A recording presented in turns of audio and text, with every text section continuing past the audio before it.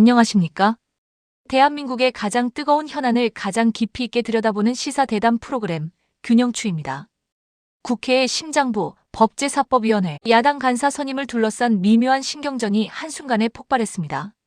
국민의힘 나경원 의원의 거듭된 요구에 민주당 추미애 위원장이 명확한 답변 없이 회의 진행을 미루는 상황. 바로 그때 조국 혁신당 박은정 의원이 거들고 나서자 나경원 의원의 분노가 터져나왔습니다. 초선은 가만히 앉아 있어. 이 고성은 이제 민주당과 조국혁신당의 국회윤리위원회 제소라는 파국으로 치닫고 있습니다. 오늘 균형추에서는 법사위 충돌의 전말을 정밀 복귀하고 이 한마디가 야당과 국회 전체에 던지는 파장을 심층 분석하겠습니다. 저는 진행을 맡은 윤지아입니다. 오늘도 대한민국 정치의 균형을 잡아주실 분입니다. 추균형 시사평론가님 나오셨습니다. 안녕하십니까? 네, 안녕하십니까? 추균형입니다. 평론가님, 영상을 통해 본 당시 상황은 그야말로 일촉즉발이었습니다. 나경원 의원이 왜 그렇게까지 격앙된 반응을 보였는지 시청자들의 이해를 돕기 위해 당시 상황과 그 배경부터 정밀하게 재구성해 주시죠. 네, 이 사건은 여러 겹의 갈등이 쌓이다가 가장 약한 고리에서 터진 것입니다. 첫째, 추미애 위원장의 전략적 모호성이 발단이었습니다.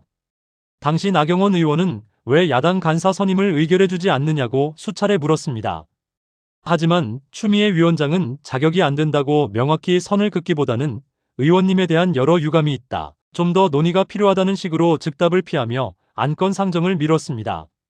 이는 나 의원의 애를 태우면서 회의의 주도권을 장악하려는 고도의 정치적 신경전이었습니다.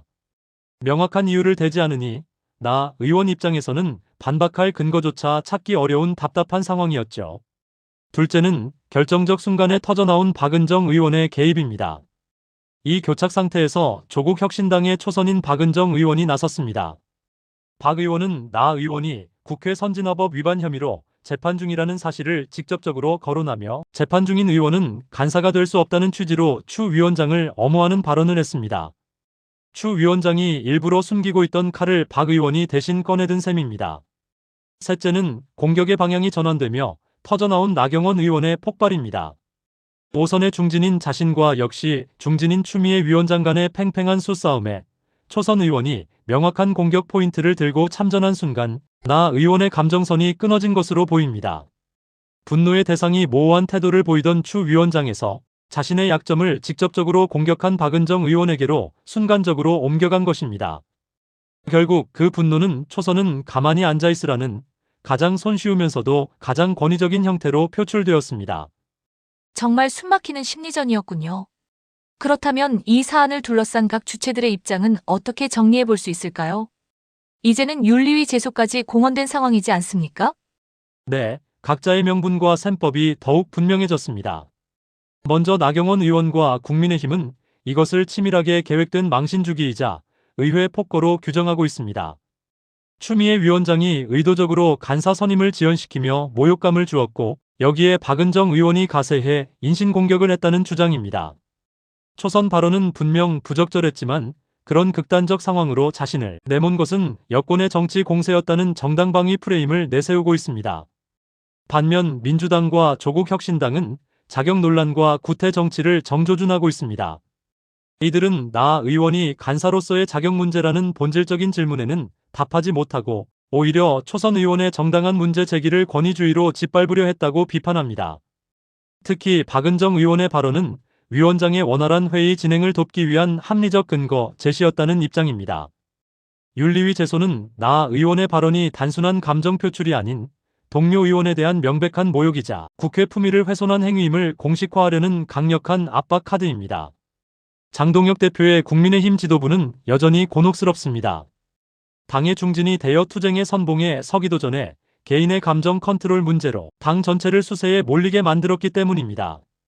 윤리위 제소라는 현실적인 위협 앞에서 당이 어떻게 대응하느냐에 따라 신임 지도부의 위기관리 능력이 첫 시험대에 오르게 됐습니다. 상황이 훨씬 더 명확하게 보이는군요. 그렇다면 이 논란의 본질을 꿰뚫기 위해 우리가 반드시 짚고 넘어가야 할 핵심 쟁점, 팩트는 무엇일까요? 네, 세 가지 팩트를 다시 정리해야 합니다. 첫째, 추미애 위원장은 명시적 거부가 아닌 전략적 지연을 사용했다는 사실입니다. 추 위원장은 나 의원의 재판을 직접 거론하지 않았습니다. 이것이 핵심입니다. 이는 법적 책임을 피하면서도 정치적 압박을 극대화하는 노련한 전술이었습니다. 따라서 추미애가 재판을 이유로 반대했다는 것은 사실과 다릅니다. 둘째, 박은정 의원의 발언이 논란의 트리거가 되었다는 점입니다.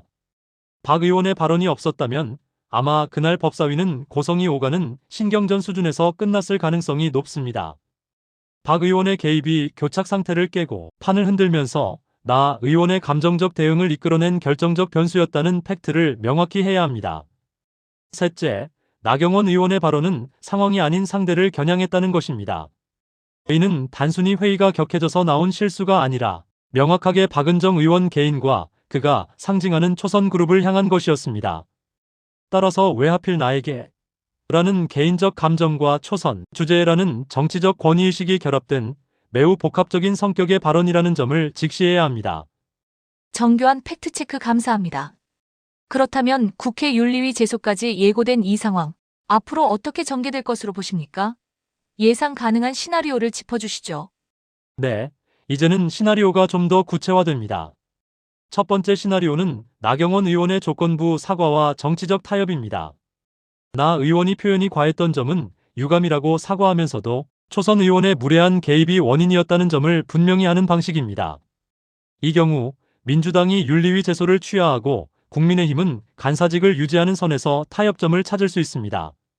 하지만 양측의 감정의 골이 깊어 가능성은 높지 않습니다. 두 번째 시나리오는 윤리위 가동과 강대강 대치입니다. 현재로서는 가장 유력합니다. 윤리위가 정식으로 가동되고 여야는 위원회 안팎에서 치열한 여론전을 펼칠 것입니다. 법사위는 나 의원의 간사 자격을 인정하려는 야당과 인정하지 않으려는 여당의 대치로 파행을 거듭할 가능성이 높습니다. 실제 징계 여부와 상관없이 이 과정 자체가 나 의원과 국민의힘에게는 상당한 정치적 부담으로 작용할 것입니다. 마지막 세 번째 시나리오는 제3의 중재안 부상과 지도부 리더십 시험입니다. 사태가 장기화되면서 국회 파행에 대한 비판 여론이 높아질 경우 양당 지도부가 나설 수밖에 없습니다. 예를 들어 국민의힘이 법사위 간사를 다른 인물로 교체하는 대신 민주당은 다른 상임위에서 양보하는 식의 빅딜이 이루어질 수도 있습니다. 이 과정에서 장동혁 대표와 정청래 대표의 정치적 역량과 리더십이 처음으로 직접 비교, 평가받게 될 것입니다. 결국 양당 지도부의 시험대로까지 번질 수 있겠군요. 마지막으로 이 혼란스러운 상황을 지켜보는 시청자들이 문제의 본질을 꿰뚫어보기 위해 스스로에게 어떤 질문을 던져야 할까요? 저는 이런 질문을 드리고 싶습니다. 국회에서 경험과 소신은 어떻게 조화를 이루어야 하는가? 오선 중진의 풍부한 경험과 경륜은 분명 국회의 소중한 자산입니다. 하지만 패기 넘치는 초선의 소신 발언과 문제 제기 역시 의회를 살아 숨쉬게 하는 원동력입니다. 경험이 소신을 권위로 억누르려 할 때, 그리고 소신이 경험을 구태로만 매도하려 할 때, 국회는 갈등의 장으로 변질됩니다. 이번 사태를 통해 우리는 경험과 소신이 어떻게 서로를 존중하며 시너지를 낼 수 있는지 그 건강한 관계 맺기에 대해 고민해봐야 할 것입니다. 경험과 소신의 조화, 참으로 중요한 화두입니다. 오늘 평론가님의 정밀한 분석 덕분에 사건의 이면과 본질을 깊이 있게 들여다볼 수 있었습니다. 오늘 말씀 정말 감사합니다. 네, 감사합니다. 미묘한 신경전, 결정적 개입, 그리고 폭발. 오늘 우리가 복기해본 법사위의 풍경은 우리 정치의 현주소를 날 것 그대로 보여주었습니다. 부디 이번 갈등이 소모적인 정쟁을 넘어 우리 국회가 서로 다른 경륜과 소신을 어떻게 존중하고 녹여낼 것인지 그 성숙한 해법을 찾는 계기가 되기를 바랍니다. 시사 대담 균형추, 오늘 준비한 순서는 여기까지입니다. 구독과 좋아요는 무료이지만 저희에게는 큰 후원입니다. 시청해주신 여러분 고맙습니다.